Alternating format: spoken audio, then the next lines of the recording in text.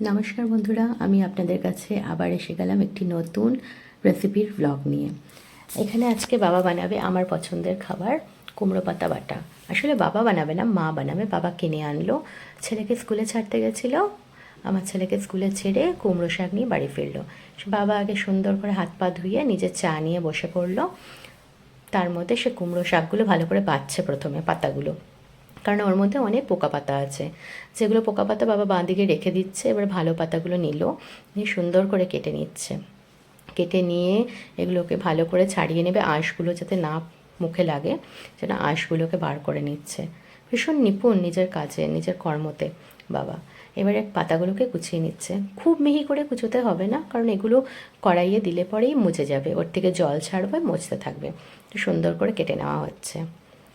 বাবা সুন্দর করে কেটে বাটিতে দিয়ে দিচ্ছে। আরেকটা তরকারি বানিয়েছিলাম, সেটাও বাবা কেটে রেখে দিয়েছে। তা এখন কুমড়ো পাতাগুলো কেটে বাবা দিয়ে দিল, আর বললো ভালো করে জলে ধুয়ে দিতে। তো বাবা আর কেটে দিল আমাকে, আমি এবারে এটাকে নিয়ে গিয়ে ভালো করে জলে ধুয়ে ফেলবো। ভালো করে জলে ধুচ্ছি, দেখুন। এরপরে কী কী এটা বানাতে লাগবে সেই উপকরণগুলো আপনাদের দেখাবো।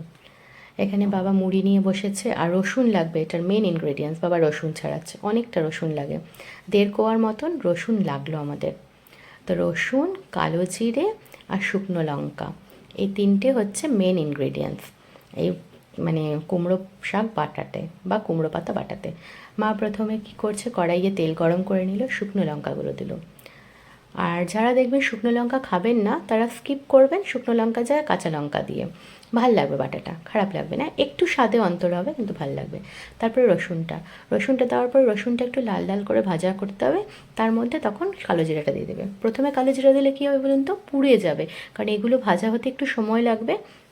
ওই জন্য তারপরে মা দিচ্ছে, যাতে একটুখানি আঁচটা নর্মাল হয়, তারপরে কালো জিরাটা দেবে।